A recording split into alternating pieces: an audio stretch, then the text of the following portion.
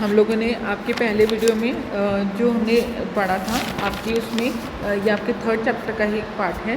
Third chapter में आगे continue कर रहे हैं। फर्स्ट वीडियो देखकर आपको इन्वेंट्री के बारे मीनिंग के बारे में, इन्वेंट्री कितने टाइप्स की होती है, उसका प्रोडक्ट क्लासिफिकेशन, उसका वर्गीकरण कैसे किया जाता है, उसके बारे में हमने पढ़ लिया होगा। अब नेक्स्ट हम टॉपिक चल रहे हैं, थर्ड चैप्टर का ये पार्ट है कंसेप्ट ऑफ इन्वेंट्री, जो आपका थर्ड चैप्टर है। उसमें है ऑब्जेक्टिव्स ऑफ होल्डिंग इन्वेंट्री। हम बार बार बात कर रहे हैं कि इन्वेंट्री को हमें अपने पास सेव करके रखना पड़ता है या अपने पास सेफ्टी स्टॉक के रूप में रखना पड़ता है।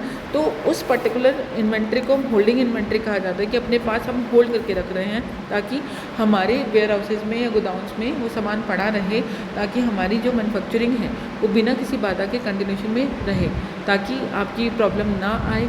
आपको जैसे कह सकते हैं कि इसमें आप मेंटेन कर रहे हैं, जैसे कि आपकी कह सकते हैं कि हमारा इसमें मोटिव क्या रहता है। एक तो प्राइमरी मोटिव या प्राइमरी ऑब्जेक्टिव आप इसमें कह सकते हो कि आपका सबसे इम्पॉर्टेंट ऑब्जेक्टिव क्या है कि हमारा जो प्रोडक्शन है वो बिना किसी रुकावट के कंटिन्यूशन में रहे।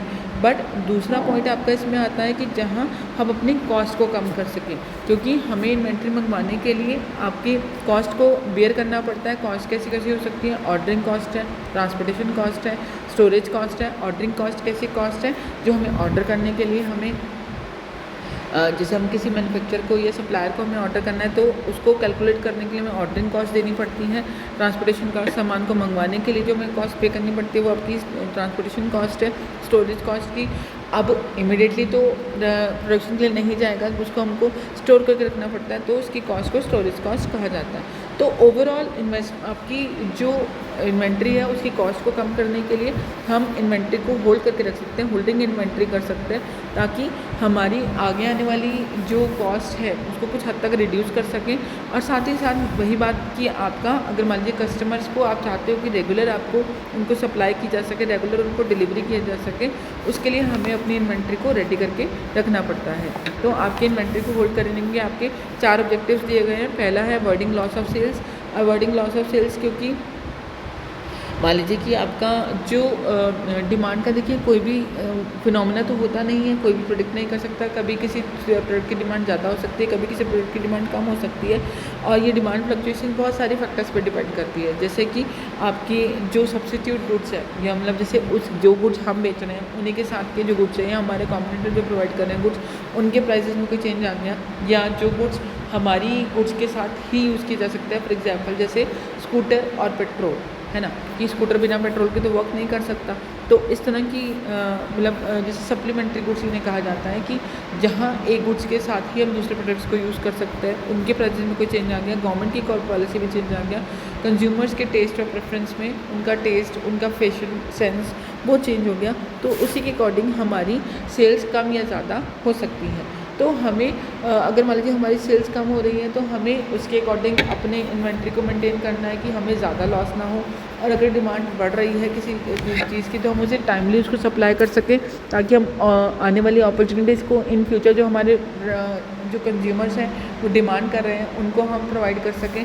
तो इन सब चीज़ों का ध्यान रखना पड़ता है। तो इसलिए हमें ना ही एक्सेस में इन्वेंट्री अवेलेबल करानी है, ना ही हमें कम इन्वेंट्री रखनी है कि हमें प्रॉब्लम आए कि हम अपनी सेल्स लूज़ करते हैं, हमारे कंज्यूमर्स हमसे क्योंकि देखिए तो मान लीजिए किसी एक पर्सन को आप सप्लाई नहीं कर पाते, वो किसी और दूसरे के पास चला जाएगा। तो हमें वो अपॉर्चुनिटीज़, वो अवसर लेने हैं ताकि ज़्यादा से ज़्यादा सेल हम बढ़ा सकें। दूसरा इसमें ऑब्जेक्टिव आता है that is gaining quantity discount from our suppliers.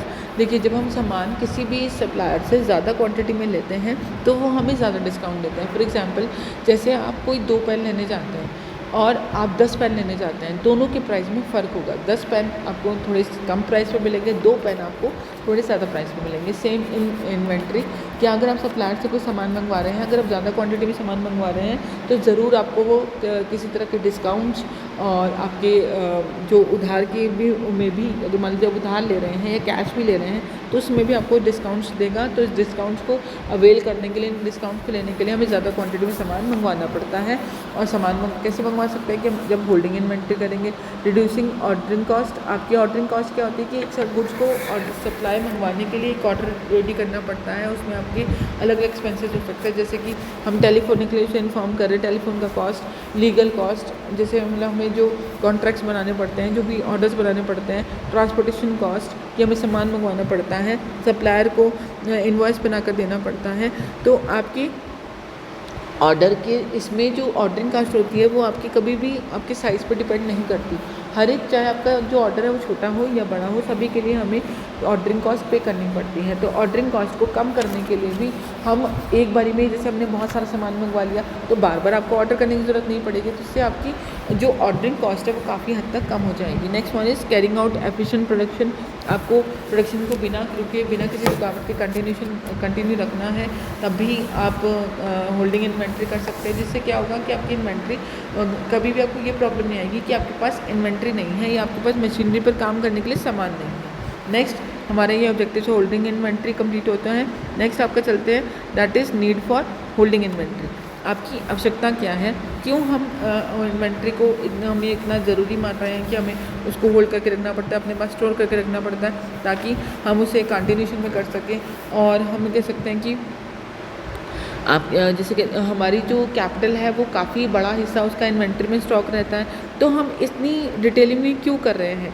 तो हम अपने गोदाउंस में, अपने वेयर हाउसेज में हमें जो इन्वेंट्री की जो हम कह सकते हैं कि इन्वेंट्री की जो क्वांटिटी है होल्ड करके रखनी पड़ती है, स्टोर करके रखनी पड़ती है, वो कि हमारी इतनी उसकी इम्पोर्टेंस क्यों है, उसकी आवश्यकता क्यों है। तो इसके पॉइंट्स हम इसमें देखेंगे। तो पहला है avoid issues related to shortage of production. आपकी कह सकते हैं कि अगर आपको ये लगता है कि हमारी जो ऑर्गेनाइजेशन है उसमें प्रोडक्शन को बिना रुके कंटिन्यू रखने के लिए हमें इन्वेंट्री को होल्ड करके रखना पड़ता है, जैसे कि रॉ मटेरियल है, ताकि हर एक मशीनरी पर टाइमली मटेरियल पहुंच जाए। आपके जो स्पेयर पार्ट्स हैं, ये जो मशीनरी को मेंटेन करने के लिए, सर्विस करने के लिए, वो आपके मेंटेन रहने चाहिए। और इवन अगर मान लीजिए कि आपको ये लग रहा है कि आपके सप्लायर्स या जो भी एसेंशियल आइटम्स हैं प्रोडक्शन करने के लिए, आपके सप्लायर आपको कभी कभी जैसे मना कर सकते हैं, या मान लीजिए उनके ऊपर कोई प्रॉब्लम आ जाती है, वो मना कर सकते हैं। तो उनसे वो जो मतलब अननेचुरल कैलेमिटीज़ आ जाती हैं, तो यहाँ पर आपकी बिना किसी बाधा के कंटिन्यूशन में प्रोडक्शन रहे, उसके लिए हम क्या करेंगे, आपकी इन्वेंट्री को होल्ड करेंगे। Next one is efficient production runs. Efficient production runs में कि आप चाहते हैं कि आपकी जो प्रोडक्शन हो रही है वो लगातार कंटिन्यूशन में होती रहे बिना किसी रुके, तो उसके लिए भी हमें एक्टिविटी बेस्ड कॉस्टिंग करनी पड़ती है। जैसे कह सकते हैं कि एक्टिविटी कि हमें जितना भी माल चाहिए वो हम लोग रेडी करके रखें, ठीक है, और साथ ही साथ आपकी जो प्रोडक्शन है वो टाइमली हो सके, सभी मशीन्स पर टाइमली जो प्रोडक्ट्स हैं वो पहुंच जाएं, ताकि उसके ऊपर काम रुके ना। इससे क्या होगा, आपकी जो कॉस्ट है, ओवरऑल कॉस्ट है, वो रिड्यूस हो जाएगी, क्योंकि जितना प्रोडक्शन आपकी कंटिन्यूशन में रहेगी उतना ही आपकी जो सेविंग्स है वो इंक्रीज़ होंगी, आपके कस्टमर्स को टाइमली आपका सामान मिलेगा, और टाइमली आपकी जो प्रोडक्शन है वो कंटिन्यूशन में रहेगी और आपके लिए प्रॉब्लम का कारण नहीं बनेगी। नेक्स्ट वन, आपकी तीसरा पॉइंट आता है reduces very cost associated with inventory. जैसे कि हम पहले भी पढ़ चुके हैं कि इन्वेंट्री के साथ बहुत सारी कॉस्ट आपकी अटैच रहती है, जैसे कि आपकी holding cost, carrying cost, storage cost, cost of spoilage and brokerage. In cost को हमें क्योंकि लगातार हमारी इन्वेंट्री का हम यूज़ कर रहे हैं, तो ये कॉस्ट, ये कीमत भी हमको पे करनी पड़ती है। तो अगर हम अपनी इन्वेंट्री को सही मात्रा में मेंटेन करके रखेंगे तो ये कॉस्ट भी हमारी कम हो जाएगी, हम इसमें सेविंग कर सकते हैं। Next one is timely conducting of operational activities. आपकी जो भी एक्टिविटीज़ करनी है आपको, जैसे कि आपको टाइमली कहीं सामान अगर कम हो रहा है, कहीं कोई स्टॉक कम हो रहा है, कुछ टाइमली वहाँ मंगवाना, वहाँ पर भेजना है, वहाँ पर प्रोडक्ट आपकी कस्टमर के लिए रेडी होना चाहिए सप्लाई करने के लिए। पर ये सब चीज़ें तब पॉसिबल है जब आप इन्वेंट्री को अपनी स्टोर करके रखोगे टाइमली, जहाँ पर भी जिस चीज़ की वैरायटी की डिमांड हो वहाँ पर आप उसे पहुँचा सको। ये कब पॉसिबल है, जब आप इन्वेंट्री को होल्ड करेंगे, अपने पास सेव करके रखेंगे। नेक्स्ट आपका saves idle time and cost. यहाँ आइडल टाइम का मतलब क्या होता है कि जो खाली रहने वाला समय है, मान लीजिए कि आपके जो वर्कर्स हैं वो मशीनरी पर काम कर रहे हैं और वो अचानक से कहते हैं कि अब हमारे पास तो सामान ही नहीं है काम करने के लिए, अब हम क्या करें। तो अब जब तक सामान आएगा और जब तक वो कंटिन्यूशन काम करना शुरू करेंगे, वो आपका जो पर्टिकुलर टाइम पीरियड रहता है सामान उसकी इनकी मशीनरी रोकने से लेकर दोबारा से कंटिन्यूशन करने में ये जो टाइम पीरियड है दैट इज़ आइडल टाइम, इस टाइम को कम से कम करने के लिए हमें अपनी इन्वेंट्री को रेडी रखना पड़ता है, ताकि उनके पास ये बहाना ना हो, या आप ये कह सकते हो कि उनके पास ये रीज़न ना हो कि हमारे पास सामान नहीं है काम करने के लिए। तो इस आइडल टाइम से बचने के लिए साथ ही साथ आपकी जो कॉस्ट आपको पे करनी पड़ती है, जैसे कि जहाँ मान लीजिए आपकी मशीनरी रुक गई है, या आपकी जो भी मान लीजिए कि अब वर्कर जो बैठा हुआ है, खाली बैठा हुआ है, उसके ऊपर जो कॉस्ट पड़ रही है हमें, वो हमारी काफ़ी हद तक कम कर सकते हैं। Next one is meat production demand variations. आपकी अगर मान लीजिए कि डिमांड में चेंजेस आ रहे हैं, आपका जो भी प्रोडक्ट है उसमें डिमांड में चेंजेस आ रहे हैं, कभी कम है कभी ज़्यादा है, तो जब कम है तो हम इसको स्टोर करके रख लेंगे कि भाई जब टाइम आएगा तब इसको सेल कर देंगे, और जब ज़्यादा है तो जो हमने ऑलरेडी स्टॉक करके रखा हुआ है उनको जहाँ पर भी सामान की डिमांड आ रही है वहाँ पर उसको सप्लाई कर सकते हैं। Next one is last point, reduce transit time and cost. आपकी इन्वेंट्री क्योंकि हम पहले से रेडी करके रख रहे हैं, तो हमें वेट करने की ज़रूरत नहीं है। हमने अगर मान लीजिए ऑर्डर डाल दिया, तो अगर मान लीजिए थोड़ा डिले भी हो जाता है तो उसमें हमें कोई प्रॉब्लम नहीं आएगी। और दूसरा मान लीजिए कि अगर मान लीजिए कि हमें एक एक्सपोर्ट करना है अपने प्रोडक्ट्स को, ठीक है, तो हमें एक कंट्री से दूसरी कंट्री में भेजना, अगर हमने इन्वेंट्री को होल्ड करके रखा हुआ है या फिनिश गुड्स को रेडी करके रखा हुआ है, तो जैसे ही डिमांड आएगी हम तभी उसको एक्सपोर्ट कर सकते हैं, ताकि जल्दी से जल्दी हम उस डिमांड को पूरा कर सकें। और इससे क्या होगा कि हमें बेटर अपॉर्चुनिटीज़ मिलेंगी, हम आने वाले अवसरों का फ़ायदा उठा सकेंगे, आने वाली डिमांड्स को पूरा कर सकेंगे। इससे हमारी डिमांड भी बढ़ेगी और दूसरा हमारी कॉस्ट भी कम पड़ेगी। क्योंकि जैसे मान लीजिए कि मैं सामान भेज रही हूँ, कोई मेरे पास ऑर्डर आया है, पर मेरे पास अलग अलग वैरायटी के ऑर्डर आया है, पर मेरे पास एक वैरायटी तो रेडी है पर दूसरी वैरायटी अभी रेडी नहीं है, तो मुझे एक वैरायटी, मैं ये सोचूंगी कि चलो एक वैरायटी तो सप्लाई कर देते हैं, तो पर आपकी जो ट्रांसपोर्टेशन कॉस्ट है वो एक वैरायटी के लिए उतनी ही रहेगी, आपकी ज़्यादा वैराइटीज़ के लिए उतनी रहेगी। तो पर अगर हम टाइमली सभी प्रोडक्ट्स को रेडी करके रखेंगे तो हमारी ट्रांसपोर्टेशन कॉस्ट भी काफ़ी हद तक उसमें कम हो जाएगी। तो हम ये कह सकते हैं होल्डिंग इन्वेंट्री का बहुत बेनिफिट रहता है कि हम आने वाली डिमांड को, जो आपकी फ्लक्चुएट होती रहती है, बदलती रहती है, कभी कम कभी ज़्यादा, उनको मैनेज कर सकते हैं। नेक्स्ट हमारा जो टॉपिक है that is inventory planning and control. Inventory planning and control में आपको इन्वेंट्री जो भी हम जैसे हम इन्वेंट्री मैनेजमेंट की बात कर रहे हैं, जब हम वर्ड मैनेजमेंट की वर्ड यूज़ करते हैं तो हमारे जो मैनेजमेंट स्टार्ट है वो प्लानिंग से होता है और एंडिंग हमारा कंट्रोल से होता है। प्लानिंग का मतलब क्या है कि हम पहले से ही हम रेडी कर लेते हैं, एक प्लान्स बना लेते हैं कि हमें आगे कैसे अपने अपने काम को पूरा करना है। जैसे कि इन्वेंट्री को मंगवाने से लेकर, रॉ मटेरियल को मंगवाने से लेकर अलग अलग मशीनरी पर पहुंचाना और उसको फिनिश गुड्स में रेडी करके सही जगह पर उसको सेल के लिए पहुंचाना, इन सभी फंक्शंस को हम जब ब्लैक एंड वाइट में या भी कह सकते हैं ऑन पेपर जब हम रेडी कर लेते हैं तो हम उसे कहते हैं प्लानिंग। कि प्लानिंग में हम क्या करते हैं, पहले से ही अपनी रेडी कर लेते हैं कि हम इस टाइम पर ये टाइम काम करेंगे, इस टाइम पर ये सामान यहाँ पर पहुँच जाएगा। इस प्लानिंग करने से क्या होता है, फ़ायदा क्या होता है कि हम पहले से ही अपनी क्वांटिटी को सही मात्रा में मेजर कर सकते हैं, प्रेडिक्ट कर सकते हैं, अनुमान लगा सकते हैं और सही मात्रा सही समय पर सही पर्सन के पास पहुँचाई जा सकती है। अगर आप चाहते हैं कि आपकी जो गुड्स हैं या आपके वो सही समय पर सही टाइम पर पहुंच सकें, आपके कंज्यूमर सेटिस्फाई रहें, उसके लिए हमें क्या करना पड़ता है, इन्वेंट्री को प्लान करना पड़ता है कि आपकी, ताकि जो इन्वेंट्री प्लानिंग करने से क्या फ़ायदा होगा कि आपके जो कैश, एक तो आपकी प्रोडक्शन जो है वो कंटिन्यूशन में रहेगी, दूसरा जो हमारा पैसा इसमें इन्वेस्ट हो रहा है वो पैसा कहीं पर भी रुकेगा नहीं, वो लगातार एक कंटिन्यूशन में चलता रहेगा। तो प्रोडक्शन प्रोसेस को बिना इंटरप्शन के रेगुलर रखने के लिए हमें आपकी प्रोडक्शन को, इन्वेंट्री को प्लानिंग करना पड़ता है। तो इन्वेंट्री प्लानिंग में हम आगे इसके कंट्रोलिंग भी आएगा, पर हम फिलहाल अभी इन्वेंट्री प्लानिंग एंड कंट्रोल के बारे में बात करेंगे।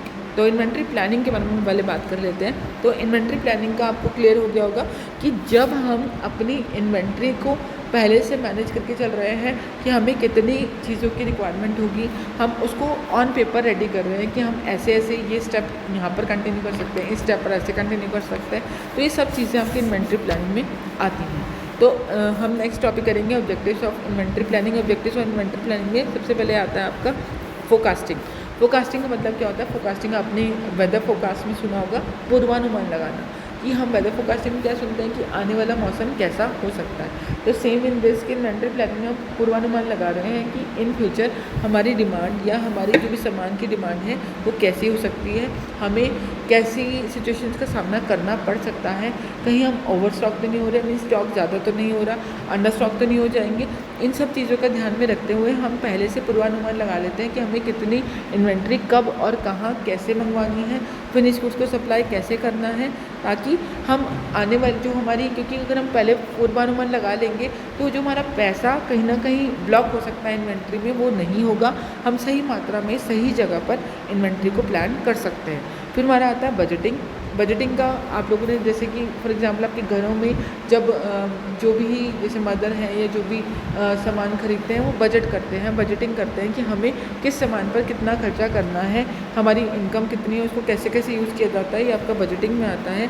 तो बजटिंग का मतलब क्या है कि हमारी स्टोर हाउस में कितना सामान है, हमारे पास स्टोर हाउस में कितना कॉस्ट हो सकता है, हमें सामान मंगवाने के लिए कितना पैसा देना पड़ेगा, हमारी क्वालिटी तो ख़राब नहीं हो रही है, अगर बल्क में मंगवाएंगे तो कितना पैसा लगेगा, और हमारे पास उस समय क्या प्रोडक्ट्स रेडी हैं और हमें इसके लिए कितना पैसा रिक्वायर्ड होगा, इन सब चीज़ों को, और हमें किस जगह कितना पैसा खर्च करना होगा, ये सारी चीज़ें आपकी बजटिंग में आती हैं। Next one is increases efficiency. Increases efficiency में आपकी कह सकते हैं कि हमारी प्लानिंग करने से फ़ायदा क्या होता है कि हम पहले से ही रेडी करके रखा हुआ है कि हम क्या कब कैसे करना है, हमें बार बार सोचने की ज़रूरत नहीं है, हमने पहले ही वेयर हाउस के लिए एक प्लान करके रखा हुआ है, तो हम उसको वेयर हाउस में रेडी कर सकते हैं। जैसे कि हमारे पॉइंट्स कैसे हो सकते हैं कि हम उसे कितनी फास्ट कैसे कर सकते हैं। दूसरा, हम अपनी ऑर्डर को, अगर मान लीजिए हमने कोई ऑर्डर रिसीव किया है तो उसको जल्दी से जल्दी कैसे फुलफ़िल कर सकते हैं। और तीसरा, हम कैसे अपनी मतलब मान लीजिए कि हमें कोई डिफेक्टिव पीस रिसीव हो गया है, उसे जल्दी से जल्दी कैसे वापस सप्लायर को कैसे वापस किया जाएगा। उसके बाद आपकी प्रॉपर्ली कि आपके एम्प्लॉयज़ बिना किसी रुकावट के काम कर सकें और आपकी जो सामान है वो टाइमली आपके कस्टमर्स तक भी पहुंच सके। इन सब चीज़ों को अगर हम मेंटेन कर लेते हैं, पहले से हम प्लानिंग करके चलते हैं, तो हमारी आने वाली बाधाएं काफ़ी हद तक कम हो सकती हैं और हमारी एफिशिएंसी इंक्रीज़ हो सकती है। Next one is management of supply chain. Supply chain में यहाँ पर आपका मीनिंग यहाँ पर यह है कि supply of goods and services, कि हम एक सप्लायर से सोर्स तक सामान को कैसे पहुंचा सकते हैं। इसमें आपकी सभी इन्वेंट्री को लिया जाता है, जैसे कि आपकी 3 तरह की इन्वेंट्री मेनली होती है, रॉ मटेरियल, आपकी semi finish goods and finish goods. Raw material जो आपको सप्लायर से मंगवाना है, अगर टाइम से उसको आप रेडी कर लोगे या टाइम से आप उसको ऑर्डर दे दोगे तो टाइमली आपके पास सामान आ जाएगा। रॉ मटेरियल आ जाएगा तो आप उसको मशीनरीज पे भेज सकते हो कि आगे उसको प्रोसेसिंग जो करनी है। अब वर्क इन प्रोग्रेस में भी, जैसे कि हमने पहले पढ़ा था कि वर्क इन प्रोग्रेस में आपको अभी प्रोसेसिंग अलग अलग स्टेजेस पे चल रही है, तो किसी भी स्टेज पर बाधा ना आए, इसलिए हम वर्क इन प्रोग्रेस को पहले से ही मैनेज करके रख लेते हैं कि अगर मान लीजिए कोई मशीनरी बीच में रुक भी जाती है तो हमारे पास जो स्टॉक सेफ्टी स्टॉक के रूप में रखा हुआ है उसको यूज़ करके हम उस प्रोडक्शन को कंटिन्यूशन कर सकते हैं। उसके बाद आपकी फिनिश गुड्स आपकी कह सकते हैं कि फिनिश गुड्स में जैसे कि हम जो सामान है आपका जो हम अपने कस्टमर्स को प्रोवाइड करना चाहते हैं, कंज्यूमर्स को प्रोवाइड करना चाहते हैं, वो अगर जैसे जहाँ पर भी जिस पॉइंट पर भी उनकी डिमांड आ रही है उनको सही टाइम पर सही रूप में उसको सप्लाई कर सकें। इन सब चीज़ों को मैनेज करने के लिए हमें इन्वेंट्री को प्लान करना पड़ता है। Next one is increase service to customers. अगर हम चाहते हैं कि हमारी जो कस्टमर्स की डिमांड है कि बिना किसी प्रॉब्लम के, बिना किसी बाधा के कंटिन्यूशन हो सके और आपकी डिमांड्स को हम टाइमली पूरा कर सकें, ऐसी सिचुएशन आए कि हम उनकी सब डिमांड को पूरा नहीं कर पा रहे हैं, सही क्वालिटी के प्रोडक्ट्स नहीं प्रोवाइड कर पा रहे हैं, हमारे कस्टमर सेटिस्फाई नहीं है, तो हमें इसको आपकी कस्टमर्स को सेटिस्फाई करने के लिए, उनको टाइमली सामान पहुँचाने के लिए हमें इन्वेंट्री को प्लान करना चाहिए, ताकि जितने टाइम पीरियड में, जितने भी डेज़ में आपने उनको ऑर्डर पूरा करने को कहा है या जितने भी डेज़ में हमने सप्लाई के लिए प्रॉमिस किया वो पूरा कर सकें। क्योंकि अगर आप टाइमली उन्हें प्रॉमिस पूरा नहीं कर पाओगे तो वो आपके कस्टमर अनसेटिस्फाई हो जाएंगे एंड देन वो दूसरे आपके कॉम्पिटिटर के पास शिफ्ट हो जाएंगे। तो इन सब चीज़ों से बचने के लिए हमें इन्वेंट्री प्लानिंग ज़रूर करनी चाहिए। तो हम आज के लिए इतना ही करते हैं और उसके बाद हम नेक्स्ट टॉपिक कंटिन्यू करेंगे आपका इन्वेंट्री प्लानिंग में ही। Thank you class.